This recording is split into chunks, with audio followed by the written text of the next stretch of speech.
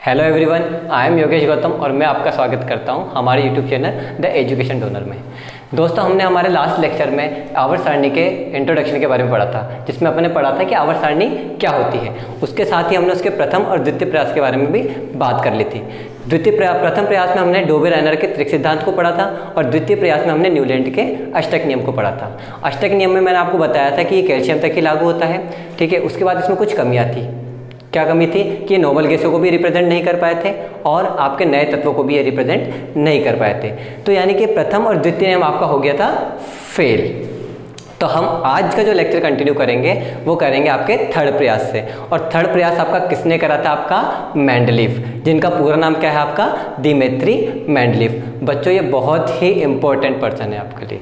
क्यों? क्योंकि प्रथम और द्वितीय प्रयास फेल होने के बाद ये पहले वैज्ञानिक थे जो आवर्त सारणी बनाने में आपके सफल रहे, इसलिए इन्हें फादर ऑफ पीरियोडिक टेबल कहा जाता है, यानी कि आवर्त सारणी का जनक कहा जाता है।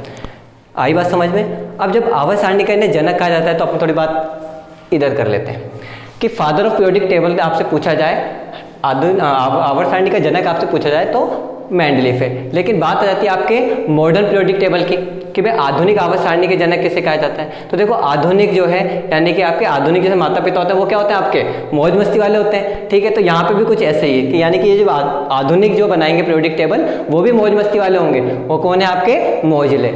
मजे लेनी, मौजले। मजे नहीं लेने भाई, मजे बाद में, पहले अभी पढ़ लेते हैं अपन, ठीक है। तो ये आपके मौजले। अब ये तो थे पीरियोडिक टेबल की बात करो, लेकिन इस पीरियोडिक टेबल के फादर के चक्कर में आप अपने मेन पापा को मत भूलना, क्योंकि आपको मैंने पहले ही कह रखा है कि वो जो पापा है केमिस्ट्री के पापा, वो आपके बहुत इंपॉर्टेंट है। वो तो हमेशा ही रहेंगे क्योंकि वो तो पूरी केमिस्ट्री के पापा है, ठीक है। और पूरे केमिस्ट्री के पापा कौन है? आपके लेवोजियर। और क्या नाम था उनका पूरा? एंटोनी लेवोजियर। अब ठीक है, तो अब अपना यहाँ तक तो हो गया कि पीरियोडिक टेबल की बात पूछे तो आपसे कि father of periodic table Mendeleev, father of modern periodic table मोजले, और आपके फादर ऑफ केमिस्ट्री कौन है? लेवोजियर। तो जब फादर ऑफ पीरियोडिक टेबल आपके मेंडलीव है, तो इन्होंने पीरियोडिक टेबल कब बनाई? तो इन्होंने पीरियोडिक टेबल बनाई आपकी 1869 में। अब टेबल आप इन्होंने बनाई 1869 में, लेकिन ये छपी कब है? आपकी 1872 में। दोस्तों ध्यान रखना कि बहुत इंपॉर्टेंट बात है इसके लिए, इस जो टॉपिक अपन पढ़ रहे हैं। क्यों? क्योंकि ये जो पीरियोडिक टेबल छपी थी, ये पहली बार ऐसा हुआ था कि लोगों को न्यूज़पेपर के थ्रू पता पड़ा था कि कोई पीरियोडिक टेबल आपकी है, इसलिए इंपॉर्टेंट। और ये कब छपी थी? आपके 1872 में। कौन से न्यूज़पेपर में? German general. आई बात समझ में? चलो अब बात करते हैं कि ये कौन से वैज्ञानिक थे। मतलब ब्रिटिश थे, इटालियन थे, अमेरिकन थे। तो भाई जर्मन जनरल में न्यूज़पेपर में छपा तो ये जर्मनी के नहीं थे, लेकिन ये वैज्ञानिक कौन से थे? आपके रूस के थे, यानी कि ये रशियन वैज्ञानिक थे। क्योंकि एग्जाम में पूछा गया था एक बार कि जो मेंडलीव है वो कौन से वैज्ञानिक थे? अमेरिकन थे, इटालियन थे, ब्रिटिश थे, जर्मन थे। तो आप कंफ्यूज मत होना, ये जर्मन नहीं थे, ये आपके रशियन थे। इसकी क्या ट्रिक है वो मैं आपको आगे बता दूंगा, ठीक है। फिलहाल अपन आगे बढ़ते हैं। इन्होंने एक लॉ दिया था, कौन सा? आपका पीरियोडिक लॉ, यानी कि मेंडलीव ने जो आवर्त सारणी बनाई इसके साथ ही इन्होंने एक लॉ भी दिया था। कौन सा? पीरियोडिक लॉ, जिसको हम अभी आगे पढ़ेंगे, जब तक आप इसको नोट कर लो।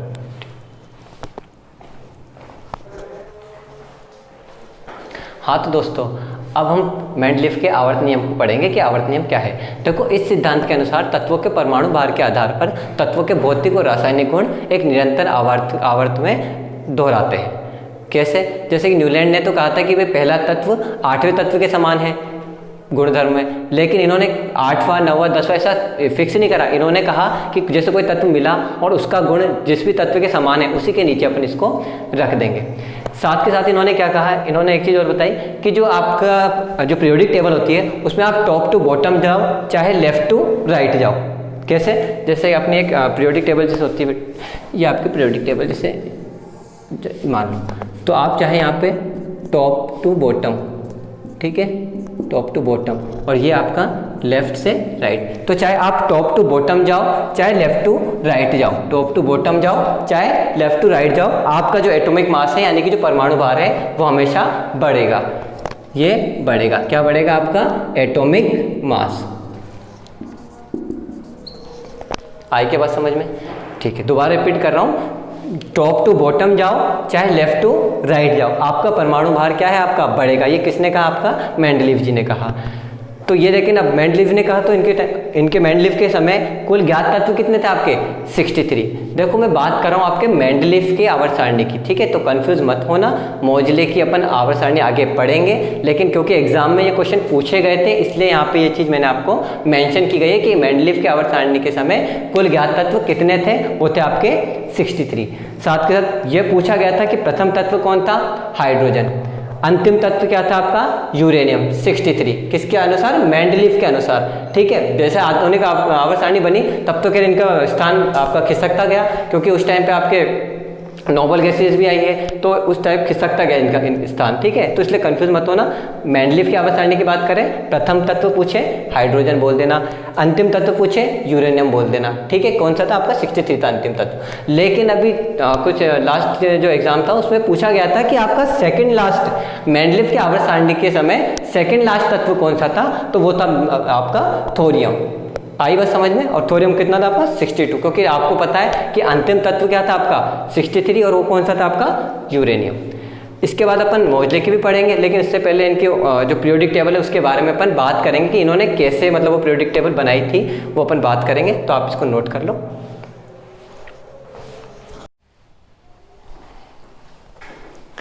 हाँ तो दोस्तों, मेंडलीव की आवर्त सारणी में कुल तत्व थे आपके 63, ये मैं आपको बता चुका हूँ। साथ के साथ ये भी अपन एक बार रिपीट कर लेते हैं कि जो प्रथम तत्व था वो आपका क्या था, हाइड्रोजन था, और जो अंतिम तत्व था वो आपका क्या था, यूरेनियम, ठीक है। जो यूरेनियम कितना था 63, ये अपन बात कर चुके थे। अब अपन बात करेंगे कि जो उनकी पीरियोडिक टेबल उन्होंने बनाई थी तो वो डायरेक्ट तो नहीं बनी, यानी कि उसके लिए कुछ उन्होंने आवर्त लिए थे और कुछ आपके वर्ग लिए थे। तो कितने आवर्त लिए थे उन्होंने, 7 आवर्त लिए थे, और वर्ग कितने लिए थे आपके 8। लेकिन ये वर्ग बने कैसे, तो वर्ग बनाने के लिए उन्होंने क्या करा, आपकी कुछ आपके वर्टिकल लाइंस यानी कि आपकी खड़ी लाइन जिसे अपन ऊर्ध्वाधर लाइन भी कहते हैं, और कुछ आपकी हॉरिजॉन्टल लाइन जिसको अपन आड़ी या क्षैतिज लाइन भी कहते हैं, वो ली।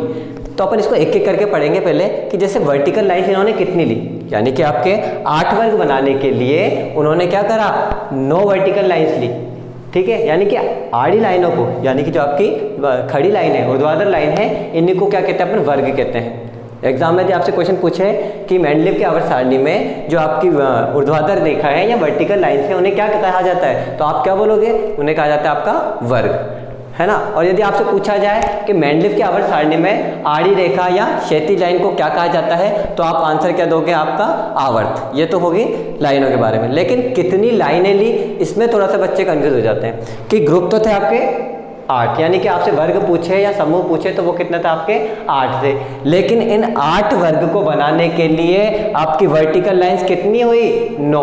कैसे, इधर देखो, जैसे मेरा ये आपका एक वर्ग है, तो एक वर्ग के लिए मैंने यहाँ पे वर्ग किसी कह रहे हैं, इसको कह रहे हैं, तो इसके लिए कितनी लाइन होगी आपको, 1 और 2 से मिलकर आपका एक वर्ग बनाना। तो ऐसे आपके जब आप 8 वर्ग बना रहे हो, यहाँ पे देखो, तो यहाँ पे लाइनें कितनी ली अपन ने, वर्टिकल लाइन ली अपन ने 9। तो ये तो हो गया आपकी वर्टिकल लाइन्स की बात, जिससे अपने क्या बने, आपके वर्ग बने। अब अपन बात कर लेते हैं हॉरिजॉन्टल लाइन की, यानी कि मेंडलीव की आवर्त सारणी में हॉरिजॉन्टल लाइन को अपन आवर्त कह रहे हैं। आवर्त कितने आपके 7, और जैसे अपन ने यहाँ पे पढ़ा कि जैसे वर्ग बनाने के लिए 8 वर्ग बनाने के लिए 9 वर्टिकल लाइन्स ली, ऐसे यहाँ पे 7 आवर्त बनाने के लिए कितनी हॉरिजॉन्टल लाइन लेनी पड़ेगी, 8, यानी कि क्षैतिज रेखा कितनी लेनी पड़ेगी आपको, 8। जहाँ तक बात समझ में आई, चलो इसको आप नोट कर लो।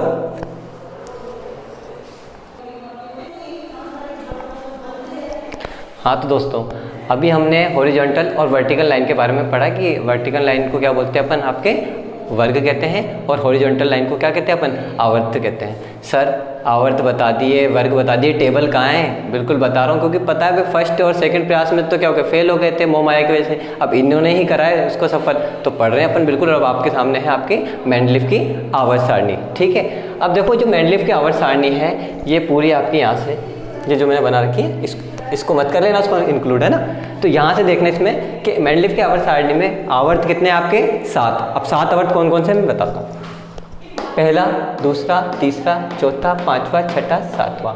तो ये तो आपके हो गए 7 आवर्त, ठीक है। अब आपके वर्ग कितने, 8 मैंने बताया था, 1 2 3 4 5 6 7 8 हो गए, क्लियर। 7 तो आवर्त और वर्ग आपके 8। सर ये वाला वर्ग क्यों नहीं है, तो देखो दोस्तों कि यहाँ पे आपने देखा कि यहाँ पे कोई भी आपका एलिमेंट अभी नहीं है, इसलिए अपन ने इसको काउंट नहीं किया। यहाँ जहाँ पर आपका एक भी आपका एलिमेंट है तो वो उसको काउंट कर रहे हैं। जैसे यहाँ पे देखो एक सिंगल ही था, तब भी अपन ने इसको क्या माना, आपका आवर्त माना एक। जैसे यहाँ पर था, यहाँ पे आपके ये मिले 2 एलिमेंट, तो अपन ने इसको काउंट करा। ठीक है, तो यानी कि जो आपका एक सिंगल एलिमेंट यदि है तो अपन उसको काउंट कर रहे हैं, लेकिन जहाँ पे एक भी एलिमेंट आपका नहीं था तो अपन ने उसको काउंट नहीं करा। इसलिए अपन ने वर्ग कहाँ से स्टार्ट करा, आपका यहाँ से स्टार्ट करा। अब देखो दोस्तों, ये मेंडलीफ के आवर्त सारणी में क्या खास बातें थी कि देखो इन्होंने क्या करा कि बहुत सी जगह आपने देखा जैसे पूरा खाली छोड़ा है। खाली क्यों छोड़ा है, ताकि आगे कोई जो नए तत्व आए अपन उसको उसमें रख सकें। ठीक है, और रखेंगे भी सही अपन इसमें नोबल गैसेज हैं उसको अपन यहीं पे रखेंगे। उसके अलावा इनकी जो आवर्त सारणी है उसकी क्या खास बात है दोस्तों कि इनके आवर्त सारणी में इन्होंने क्या करा कि चाहे आवर्त हो चाहे वर्ग हो तो वहाँ पे एक से अधिक तत्व भी इन्होंने रखे हैं। किस आधार पर, भाई आपका जो भौतिक और रासायनिक गुण जिनके मिल रहे हैं उनको उन्होंने रख दिया। ठीक है, यानी कि एक वर्ग में एक से ज़्यादा तत्व भी इन्होंने रखे और आवर्त में भी। ठीक है, उसके साथ ही क्या है दोस्तों, इन्होंने क्या करा कि सबसे मेन बात यह है कि आधार देखो, इनका जो आधार था जमाने का, जो इन्होंने एलिमेंट जो जमाए हैं पीरियोडिक टेबल में, वो परमाणु भार के आधार पर जमाए। ये ध्यान रखना। ठीक है, आधार क्या है, परमाणु भार। ये क्वेश्चन बार बार पूछे जाते हैं कि मेंडलीफ के आवर्त सारणी में जो इन्होंने जमाया है उसका आधार क्या था, तो आधार था आपका परमाणु भार। अब देखो जैसे दोस्तों इन्होंने यहाँ पे कुछ जगह लिख रखा है इक्का बोरॉन, इक्का एल्यूमिनियम, ये ऐसे इन्होंने लिख रखा है। तो इन्होंने क्या करा कि उस टाइम पे ये तत्व खोजे नहीं गए थे, लेकिन इन्होंने क्या है जगह छोड़ दी थी, यहाँ पे इक्का बोरॉन लिख दिया ताकि क्या कि भाई जो भी आएगा एलिमेंट उसके गुण किससे मिलेंगे, आपके बोरोन से मिलेंगे, यानी कि वो बोरोन परिवार का ही होगा। तो उन्होंने यहाँ पे इक्का बोरोन लिख दिया। जैसे यहाँ पे इक्का एल्यूमिनियम लिखा, इक्का सिलिकॉन लिखा। ठीक है, ऐसा यहाँ पे लिख रखा है। अब इन ये आगे जा करके कौन से तत्व हैं इनके बारे में अभी आपको मैं एक साथ बता दूंगा और इसकी ट्रिक भी आपको बता दूंगा कैसे इसको ध्यान में रखना है। तो यहाँ पर जब तक आप समझो इसको कि यहाँ पे अपन जो आवर्त लिए हैं वो तो कितने आपके आवर्त 7 और वर्ग कितने हैं आपके 8। अब यहाँ पे अपन इसमें वो गैसेज भरे, जैसे नोबल गैसेज मिली तो अपन अभी नोबल गैसेज इसको भरेंगे। जब तक आप इसका स्क्रीनशॉट खींच लो, देखो। ठीक है, हाँ तो दोस्तों आपने स्क्रीनशॉट खींच लिया होगा। अब अपन क्या करेंगे, जैसे पीरियोडिक टेबल तो अपनी बन गई, लेकिन उन्होंने जो खाली स्थान छोड़ा था उस पर अपन क्या करेंगे कि जैसे जो जो मिलते गए, जैसे नोबल गैस बाद में मिली तो नोबल गैस को अपन इसमें भर देंगे। टाइम बचाने के चक्कर में मैंने क्या करा, इसको तो पहले से ही आपका मेंशन कर दिया ताकि अपना टाइम सेव हो सके। ठीक है, अब देख लो क्या, जैसे कि नोबल गैसेस मिली तो नोबल गैसेस को अपन ने क्या करा यहाँ पे लिख दिया। जैसे यहाँ पे देखो ये helium, neon, argon, krypton, xenon और रेडॉन।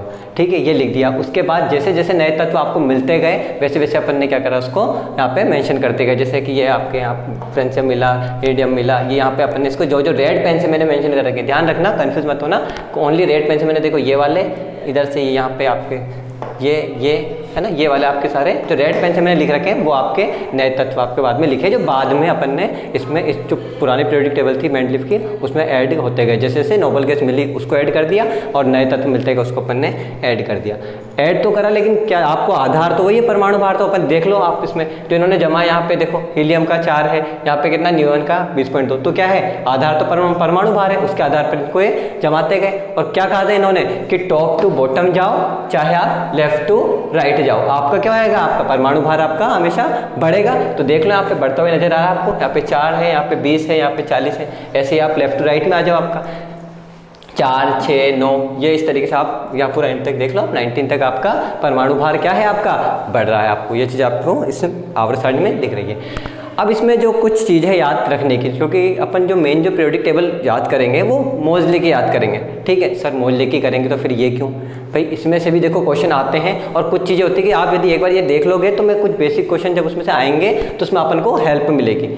ठीक है, क्योंकि इनकी कुछ कमियां भी रहेगी, तो वो कमियां भी कैसे जब मैं समझाऊंगा आपको तो इस टेबल के बेसिस पे तो समझाऊंगा, इसलिए ये टेबल भी थोड़ा सा बनाता हूँ मैं हर बार, है ना। तो अभी अपन मेन जो याद करनी है वो मोजले की याद करेंगे, लेकिन जहाँ इसका ओवरव्यू भी थोड़ा सा जरूरी था, इसलिए मैंने आपको यहाँ पे ये टेबल मेंशन करी और बोल रहा हूँ आप इसको एक बार देख लो। क्योंकि इक्का बोरोन कहाँ पर लिखा था, क्योंकि वर्ड आएगा आपका इक्का बोरोन, जो मेंडलीफ के आवर्त सारणी में इक्का बोरोन तत्व जो है वो कौन सा था, तो पता तो होना चाहिए आपको कि इक्का बोरोन तत्व जो है कहाँ लिखा गया ये। ठीक है, इक्का बोरोन वर्ड ही कहाँ लिखा गया है, तो इसलिए यहाँ पे ये टेबल में यहाँ पे मेंशन कर रखा है। अब इनको अपन याद करेंगे, तो याद करने का मैं आपको तरीका बता देता हूँ, बहुत ही आसान है। क्योंकि आपको पता है वो ट्रिक्स बिना फिर मज़ा नहीं आता ना, जब तक ट्रिक्स नहीं बताया था। अरे सर लेक्चर तो बहुत देर से हो गए, ट्रिक्स आई नहीं रही, बोर हो रहे सर। पिछले लेक्चर में तो आपने बहुत अच्छी ट्रिक बताई थी, इस वाले लेक्चर में नहीं बताई। बिल्कुल मैं बताऊँगा, अभी तो अपन को बहुत सारी ट्रिकें करनी है, तो फर्स्ट लेक्चर में हो ही गया, सेकंड में अब देख लो क्या है। देखो इधर देखो, इक्का बोरोन। इक्का बोरोन जो है वो किसे कहा गया? मेंडलीफ के आवर्त सारणी में जो इक्का बोरोन था वो आगे भाई किस तत्व को कहा गया इक्का बोरोन? तो देखो यहाँ पे इक्का बोरोन को कहा गया आपका स्कैंडियम को। सर स्कैंडियम को कहा गया है बिल्कुल, लेकिन इसको याद कैसे करें? तो बिल्कुल बता रहा हूँ। देखो इक्का बोरोन को याद करने के लिए अपन को लिंक बनाना है, और लिंक बनाने के लिए अपन ने वर्ड पकड़ा बोर, क्योंकि मुझे पता है आप भी पढ़ते पढ़ते बोर हो जाते हो। ठीक है, अब बोर हो जाते हो तो अपन क्या करेंगे? मौज मस्ती करेंगे। लेकिन मौज मस्ती तो करेंगे, लेकिन ये पता तो पड़े। मैंने आपसे पूछा भाई बोर क्यों हो रहे हो, तो आप क्या कहते हो? सर हम पढ़ते पढ़ते बोर हो गए। कि कौन सा सब्जेक्ट? कि साइंस सब्जेक्ट पढ़ते पढ़ते बोर हो गए। तो साइंस को अपन शॉर्ट में एससी तो लिखते हैं, एससी लिखते हैं ना, तो उससे ही ध्यान रखना है। बोर हो गए, किस चीज़ से बोर हो गए? पढ़ाई करते करते। कौन से पढ़ाई में क्या सब्जेक्ट पढ़ा आपने? साइंस पढ़ा, तो उससे याद रखना है यहाँ पे एससी, मतलब आपका यहाँ पे स्कैंडियम हो गया। आई बात समझ में? दोबारा बोल रहा हूँ, बोर वर्ड अपन को याद रखना है लिंक में। ठीक है, बोरोन में इक्का बोरोन कैसे कहा गया? कि बोर हो गए, किस चीज़ से बोर हो गए आप? पढ़ाई से। कौन सा सब्जेक्ट पढ़ते पढ़ते? साइंस, तो साइंस को अपन शॉर्ट में एससी लिख देते हैं, तो ये हो गया आपका स्कैंडियम। अब आप इसको नहीं भूलोगे। अगला सर इक्का एल्यूमिनियम। बिल्कुल, इक्का एल्यूमिनियम के लिए क्या करेंगे अपन? इक्का एल्यूमिनियम को अपन ध्यान में ऐसे रखना है कि मैंने क्या कहा कि याद अपन को मेन मोजले की आवर्त सारणी करनी है, और मैं वहाँ पे आपको बहुत अच्छी ट्रिक भी बताऊंगा। बस उसी का थोड़ा सा मैं यहाँ पे लिंक ले रहा हूँ अभी आपको, क्योंकि मोजले की आवर्त सारणी में जो अगला तत्व आएगा किसके? एल्यूमिनियम का, वो क्या होगा आपका? गैलियम का ही होगा। सर हमें तो पता ही नहीं है। मैंने कहा ना मैं याद करवाऊंगा, लेकिन अभी मैं आपके हेल्प चाह रहा हूँ कि यहाँ पे आप उसको याद रखना है अपन को कि बोरोन के एल्यूमिनियम के जस्ट बाद, एल्यूमिनियम के जस्ट बाद क्या आएगा आपका? गैलियम ही आएगा। ध्यान दो, दोबारा बोल रहा हूँ कि इक्का एल्यूमिनियम कैसे याद रखना है कि जो मोजले के अपन आवर्त सारणी पढ़ेंगे उसमें एल्यूमिनियम के बाद क्या आएगा आपका? जस्ट गैलियम ही आएगा। इसलिए यहाँ पे अपन इसको क्या बोल रहे हैं? इक्का एल्यूमिनियम। एल्यूमिनियम के जस्ट बाद वाले को बोल दिया अपन ने एक तरीके से इक्का। ऐसे सिलिकन, हाँ तो बिल्कुल सिलिकन में भी होएगा। मोजले की आवर्त सारणी में सिलिकन के जस्ट बाद वाला कौन सा है आपका? जर्मेनियम। और मैं जस्ट बाद वाले को बोल दो इक्का, है ना? ऐसे ही सर फिर तो मैग्नीज में भी हो रहा होगा। बिल्कुल हो रहा है मैग्नीज में। मैग्नीज के भी जस्ट बाद में वाला कौन सा है आपका? टेक्नीटियम है। मोजले की जब आवर्त सारणी पढ़ेंगे तो उसमें जस्ट बाद वाला क्या है आपका? टेक्नीटियम है। तो वो चीज़ लिंक अपने वहाँ पे भी हो रहा है, और मैंने आपको यहाँ पे भी उसका लिंक करवा दिया है। तो सर फिर तो बोरोन में भी होना चाहिए। यही कह रहा हूँ, इसलिए मैंने बोरोन की आपको ट्रिक बताई है कि बोरोन में आप कंफ्यूज मत होना कि बोरोन को ही अपन को याद रखना है कि इक्का बोरोन पूछे तो आपको स्कैंडियम याद रखना है, और बाकी के क्या है कि मोजले की आवर्त सारणी में जस्ट उसके जो बाद वाला तत्व है वही उसका नाम हो जाएगा। इतनी बात समझ में आई?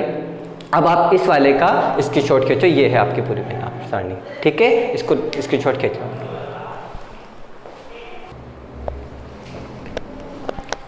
हाँ तो दोस्तों आपने इसका स्क्रीनशॉट खींच लिया होगा। अब आपके दिमाग में आई होगी बात कि सर भैया आवर्त सारणी बनी गई थी तो फिर आगे मोजले की क्यों पढ़े? ज़बरदस्ती दो अपन को याद करनी पड़ेगी, है ना? ये तो मैंने कहा ना आपसे ज़्यादा याद नहीं करनी, लेकिन फिर भी सर पढ़नी तो पड़ेगी ना। बिल्कुल पढ़नी तो पड़ेगी। तो फिर अपन मोजले की क्यों पढ़ेंगे? तो देखो उसके पीछे रीज़न है कि उसमें कुछ इसकी जो आवर्त सारणी थी, मेंडलीफ की जो आवर्त सारणी थी, इसमें कुछ कमियाँ रह गई थी। क्या कमी रही थी? देखो इन्होंने क्या कहा था आपसे कि चाहे टॉप टू बॉटम जाओ, चाहे लेफ्ट टू राइट जाओ, आपका परमाणु भार क्या होगा? बढ़ेगा। यही कह रहे थे। चलो देख लेते हैं। देखो पहला ये देखो फोर्थ आवर्त का जो है, फोर्थ आवर्त में देखो यहाँ पे है फेरस, कोबाल्ट, निकल। अब आवर्त में आपका लेफ्ट टू राइट जाने पर परमाणु भार बढ़ना चाहिए। देखना इधर, इसका है 55.9, इसका है 58.9। सर बढ़ तो गया, रुको।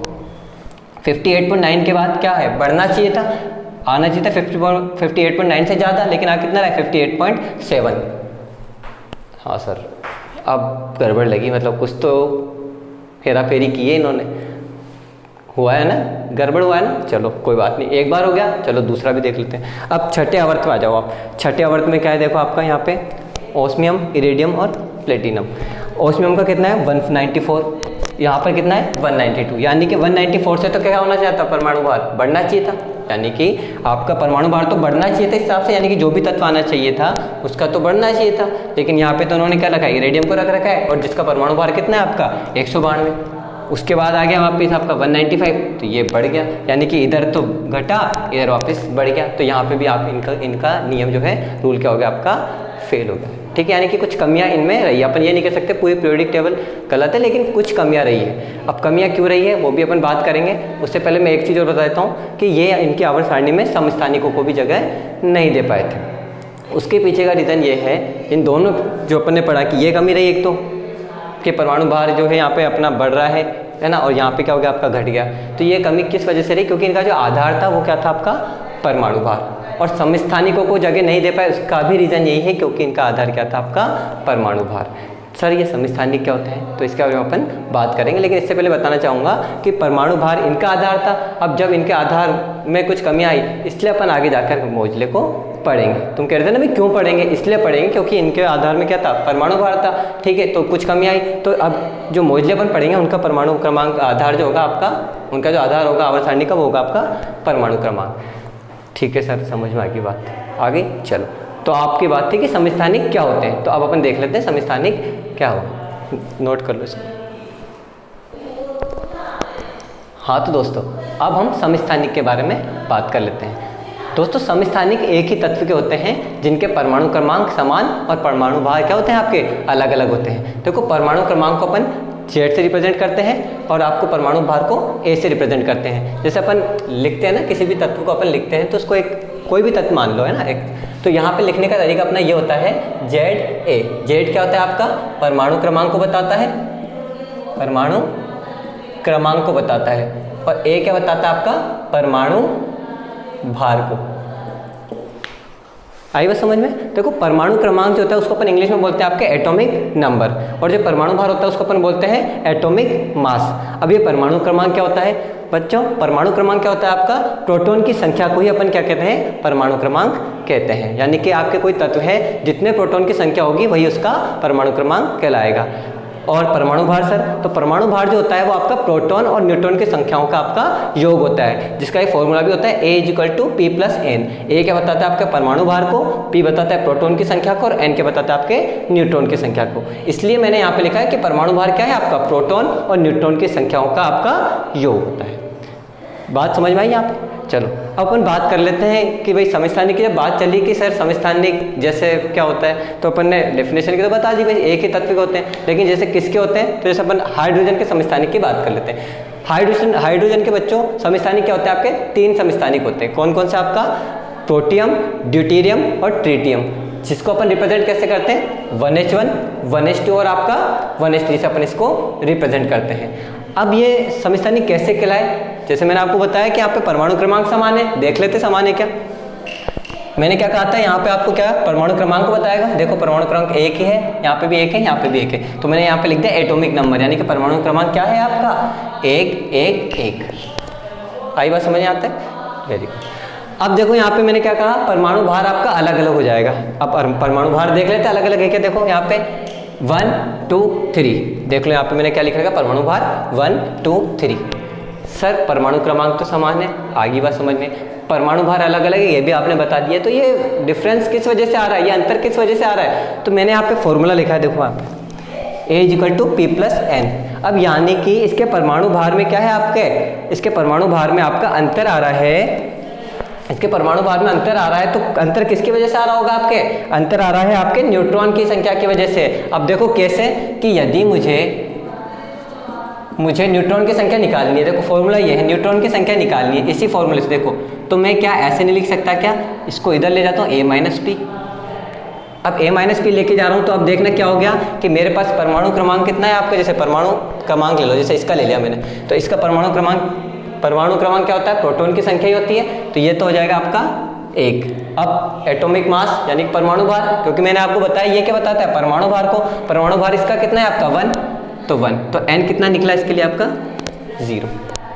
तो यहाँ पे न्यूट्रॉन की संख्या कितनी हो जाएगी आपकी, न्यूट्रॉन की संख्या हो जाएगी आपकी यहाँ पे 0। ये देखो P + N है ना, P आपका 1 है और न्यूट्रॉन की संख्या क्या है आपकी 0। किसके लिए आई आपकी प्रोटियम के लिए, है ना।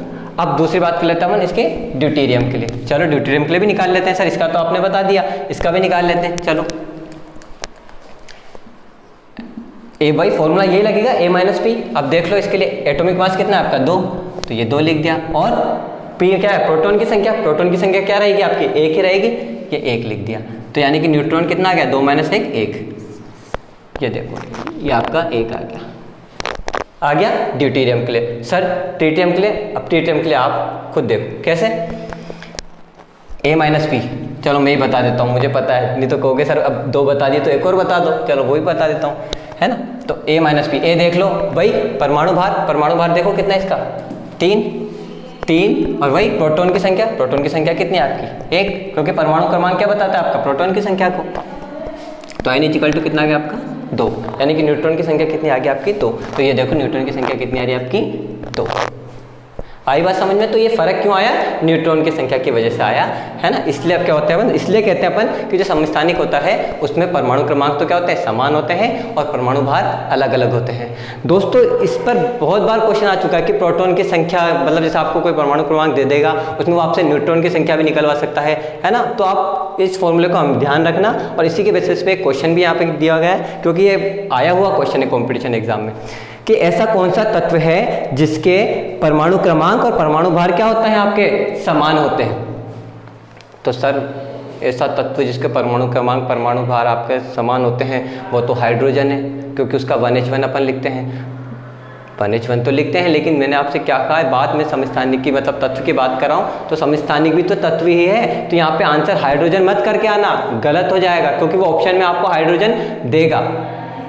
इसलिए आपको आंसर क्या देना है आपका प्रोटियम, क्योंकि समस्थानिक इसका हाइड्रोजन का ही है, लेकिन इसका एग्जैक्ट आंसर क्या होगा आपका प्रोटियम होएगा 1H1, जिसको 1H1 कह रहे हैं, क्योंकि 1H1 को ही अपन ने क्या कहा आपका प्रोटियम कहा। तो इसका आंसर हो जाएगा आपका 1H1 प्रोटियम। इसको नोट कर लेना, ठीक है। इसी के साथ ये आप लेक्चर में कंप्लीट करता हूँ, और आगे के लेक्चर जो नेक्स्ट लेक्चर रहेगा उसमें अपन मोजले की आपकी आवर्त सारणी पढ़ेंगे। और मोजले की आवर्त सारणी में बहुत सारी चीज़ें ट्रिक्स भी हैं और बहुत अच्छी अच्छी बातें हैं, जिसके बेसिस पे आपके जो कंपटीशन एग्जाम होते हैं उसमें क्वेश्चंस पुटअप होते हैं, ठीक है। तो अपन बहुत अच्छे तरीके से उसको पढ़ेंगे, और बहुत अच्छा लग रहा है, आपका जो रिस्पॉन्स है बहुत अच्छा आ रहा है। बस इस तरीके से आप सब्सक्राइब लाइक और शेयर करते जाइए, ठीक है। और अपने फ्रेंड्स वगैरह को भी बताओ कि भाई सर बता रहे हैं, ट्रिक्स वगैरह आ रही है, तो उनको भी हेल्प मिलेगी, ठीक है। तो इसी के साथ थैंक यू।